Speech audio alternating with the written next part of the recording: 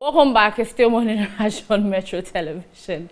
We are live on DSTV channel 277, live on Facebook and YouTube is Metro TV Ghana. Don't forget to follow us on Instagram, Metro TV_Chi. So we have Dr. Sharif Ocho, who is a health practitioner from Army Scientific. And this morning we are talking about stroke. Like I said, it's a very serious and frightening medical emergency, and it doesn't only affect the patient, but then it also has an impact on the family members. So this morning we are going to talk about stroke. I actually omitted the bigger name. It's called what?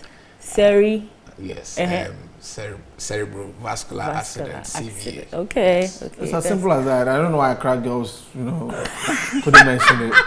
If you like try it. Hey! If you like try it. Atherosclerosis is going to me. No, that one there is in the past. Atherosclerosis is going to me. Mention the full So name. it's CVA for short. Okay. Sorry, I was going to say. Doc, it's one medical emergency that's very severe. And when it happens, like I said, it has a major impact on the families and not only the patients. Yes. And over the years, we used to think that stroke didn't pay you for there. Yes. Stroke there if you are in your 40s, 50s. But now, the younger ones, I mean the Gen Zs and the millennials, we are all experiencing it. Let's talk about that. What is it there to understand about stroke in the first place? Thanks so much for the opportunity, and I think the intro says it's all because it's very common condition now. Yeah.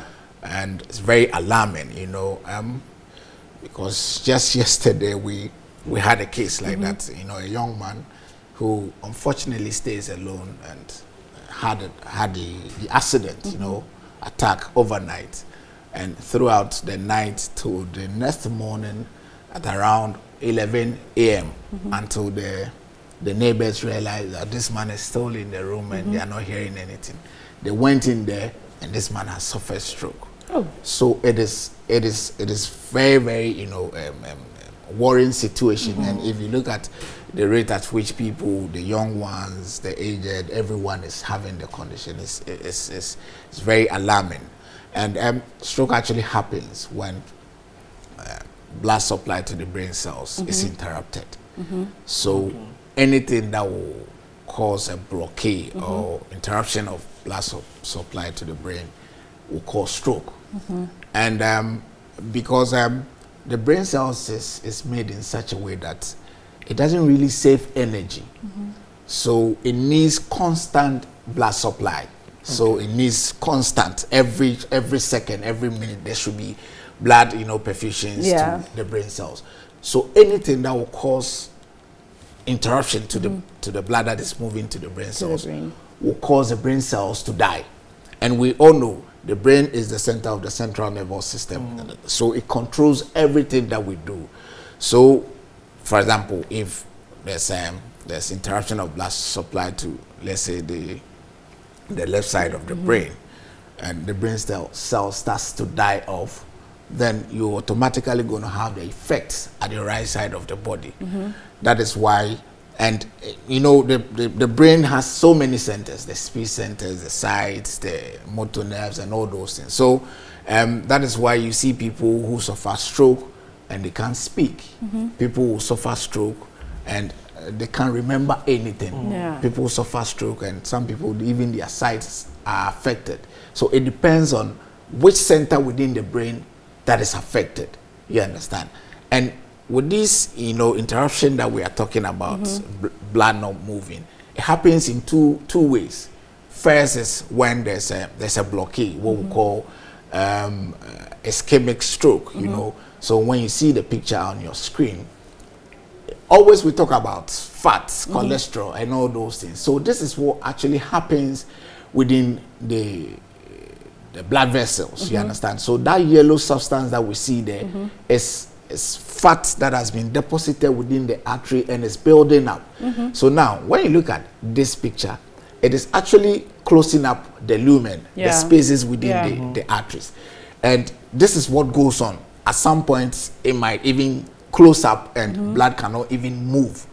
And at some point also, these things can happen in the larger veins. You understand? Yeah. And you know, blood also moves with pressure. So whilst blood is moving over these plaques, there can be break-offs. You understand? So when some break off from these plaques that has been built up, and it finds itself within the smaller blood vessels within the brain, it clogs. So it seizes there. Just like you are in the house and your sink has been clogged with, you know, oils and all those things. Water cannot flow any longer within your sink. So that is the same thing that happens within the brain. It is either there's a build-up within the vessels which clogs to prevent blood from moving to some part of the brain, or these build-up of plaques, these substances breaks off and finds itself within the smaller blood vessels within the brain and causes this interruption of blood supply to cause ischemic stroke. And then also there are situations where there will be increased intracranial pressure. So what happens is the pressure within our body is always different from the pressures within the brain. The brain. And it is always controlled, because the moment the intracranial pressures goes high, it will cause a rupture. So in the brain? Yes, in the brain. So because the arteries there are very flexible. Okay. They are not. They are fragile. Yes, you get it. So and so when the pressures there goes high, it will cause these ruptures. So it can burst. You understand? And it will cause a leakage of blood within the brain cells. And as a result of the leakage, there will be interruption of blood supply to some parts of the brain as a result of these ruptures within the brain. And that can also cause, you know, what we call a hemorrhagic stroke. So that gives you the types of stroke that mostly affects people. There's another one that we call TI, transient ischemic attack. And this happens to people, all of a sudden they are slurring, you know, more the kasana is not proper, incoherent speech, weakness within one side of the body. After some few minutes time, then they recover. It happens, and that is what we call the transient. So usually maybe what is causing the blockade is not that strong, so the pressures of the blood was able to push out, and circulation was also established. So that is, and people who suffer TIA, that is transient attack, has a tendency of actually, you know, experiencing any of the types of strokes. Just before we go on, the accident bit, I want to, like, where does the accident happen? Yes, so the accident is happens when the blood, because blood is supposed to go. So when blood is not going, it's crisis. There's crisis. There's an accident. You understand? So when the same way when the what do you call the vessels rupture, there's an accident. So that is the accident bit of it. It is emergency, it is crisis, because your brain cells need constant blood circulation. So the moment there's any interruption to the blood that is supposed to move to the brain cells, there's an accident. You also mentioned that the pressure within the body system is different from the pressure up there. Yes. And I can say that up there does all the work. Yes. So that pressure might be severe than what the body experiences. No, always your intracranial pressures are lower. Okay. That is why up there? Yes. Okay. That is why there are measures to control that. Okay. So when there's anything, so in an extreme case, situations where there's uncontrolled hypertension, there's stress, and there are other factors that can contribute to some of these. It causes, you know, the intracranial pressures to go high, and that is when you suffer situations like this hemorrhagic stroke. It's not like you overly thinking, stressing the brain that will cause that massive eruption. All these are risk factors. Okay. Yes, they are very, very much important that we need to be very critical about some of these things. A lot of time when we are discussing conditions and we talk about we don't have to stress, we need to rest more, we need to, for example, people who have underlying conditions like hypertension, you need to take your medications and take it on time. These are some of the reasons why we are always talking about some of these things. Because the moment we forget about some of these things, we forgo some of these things, and the intracranial pressure goes high, they are flex. These vessels are fragile, just as you mentioned. So the moment it goes high a little bit, it can cause a rupture, and stroke will happen just within split second. Because stroke happens matter of minutes. Usually, someone is even asleep before they want to wake up. They've already suffered stroke. Some people, they'll tell you, oh, I wanted to visit the washroom, and before I realized stroke has happened. So it's just a split second. And the serious part about some of these things is most people that don't even get any sign or any symptom. Okay. Most people, majority of the people, you might not even show any sign or any symptom before you realize so it's not like you're going to be feeling like my body is just be there before you realize the condition has already come. Yes, that is the serious part of this condition. I have followed the situation of one of the rappers at the time who was supposed to be Kunta Kinte of Brothers, right? And he was supposed to be at the peak of his career, and he was young. Relatively young at that time. And I followed the narration of what exactly happened to him. He was with his friends. All of a sudden, he says that they should take me back to the hall because he was feeling numbness. Exactly. Yes. And that was it. Yes. So that is just that. So usually people who are lucky to probably have any sign, there's an acronym called FAST. So you see your face dropping. Usually, some people when they are about getting stroke, their lips start moving to one side. Either it will move to the left or it will move to the right. And usually that is what will cause the slurring in speech. You understand? Now, if they want to mention Nana, then they are fumbling because the tongue, and all those things. There's weakness in the arm. So you can actually lift the arm. There's numbness, there's weakness at one side of the body. You understand? The speech is also another problem. And time is of an essence when it comes to stroke, because just as you mentioned earlier, it's medical emergency. When stroke comes in, every minute that you waste out there is going to worsen the situation. So time is of an essence. But most importantly, people who have underlying conditions, hypertension, diabetes, you've been to the hospital, we've told you you have cholesterol, your cholesterol is high, your body weight is you have overweight, obesity.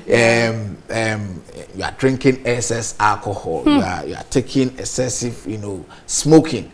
Right now when you talk about smoking, the young ones think what we call shisha is not part. They feel shisha is the order of the day. But research has even shown that one puff of shisha is like 10 sticks of cigarette. So it is as severe as taking cigarette. Same way, there are some of us who don't smoke, but we sit in the middle of smokers. We are even incurring more damage than those people who are even smoking. You understand? Yes. So, and if you're on any medication, you have underlying condition, and you're on any medication, you need to take them. Mostly people who come, you ask them, are you hypertensive? They will go like, yes. Are you on your medication? Non-compliant. They are not taking their medication. Are you diabetic? Yes. Are you taking your medication? No, they are not taking their medication. So it is very, very important that we have to be compliant on our medication. If you think the medication that you are taking is not good for you and you want to seek an alternative, make sure you start seeking the alternative before you stop taking the medication that you are taking, because that is what is causing a lot of these conditions that we are talking about. And lifestyle, the way we eating late, not exercising, this alcohol, this smoking, it is very, very important. We have to be also physically active. We need to exercise so that we can prevent ourselves from getting some of these conditions. How soon can one expect recovery when they have stroke? So, so what happens is it depends on the extent of damage caused. You understand, and also it also comes to play when the type that you are also having. Usually, what ischemic stroke prognosis are always better than hemorrhagic stroke. That is those that are bleeding within the brain. Their prognosis are not too good than those who have blockade or any embolus within the distance. So a lot more people are also getting recovery from stroke, especially when you come to Amen Scientific Herbal, an alternative medical hospital. That is why we won an award for the best stroke center in the country, I think 2 years ago. So if you are watching us and you're having the sign, you're having any underlying condition, visit the hospital. Okay. And if you already suffered the stroke and you want to visit any hospital, I entreat you to come to Amen Scientific Herbal, an alternative medical hospital, because when you come, we have the machines to check. We have ways that we manage stroke that has given us all the success stories that we've chopped over the years. So just come to first and foremost, we don't want anyone to suffer stroke because it is very disturbing situation. Yeah. But Doc, before we go, someone has sent a message. The person is asking that if someone suffers stroke for the first time and the person recovers, what's the probability that the person will suffer another one? Yes, so it all depends on the things that you do. Okay, so you go back to your lifestyle. Yes, when you go back, yes. So there's acute on chronic. People have, in fact, because we are very good when it comes to stroke. Almost every day we have stroke cases at our centers, and there are a lot of people that they get better, they go and come back with the same stroke again. We have them, a lot of them. Okay. So yes, so and there's lifestyle choices. But there's also people who can have it and never get it again, depending on what they do. And the last question is, someone said, can I be taking a prescription from a doctor that can prevent another stroke? And the person has said into brackets, aspirin. Yes, so depending on what do you call it, the type of stroke that you suffered, aspirin is some medication that we use in managing some stroke. Yes, but there are limits to how long you can be on aspirin and all that. So if you are taking such medication, you need to consult your doctor and see the duration that you're supposed to. There are some labs that you need to even do at some point to see if it's even better for you to continue aspirin or not to continue. So there are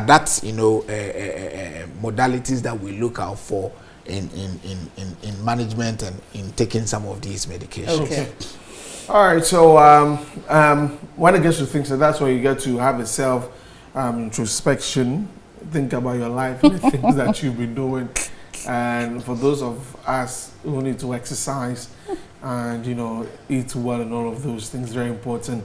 So please do take note of this, and you can always go to Amen. You'd find them at Klagon. Yes, right? Klagon, close to the Ashama and the bridge. Klagon, and close to the Ashama Dome Senate Flats. Dome Senate Flats. In Kumasi, in Takra, the Ho, Tamale, Sunyani. In fact, you call any of the numbers on the screen, and you can reach out to Amen Scientific Herbal, an alternative medical hospital, so that we can direct you to the nearest branch close to you. And if you're having any issue with regards to stroke, I entreat you to come to Amen Scientific Herbal, an alternative medical hospital. Okay, Doc.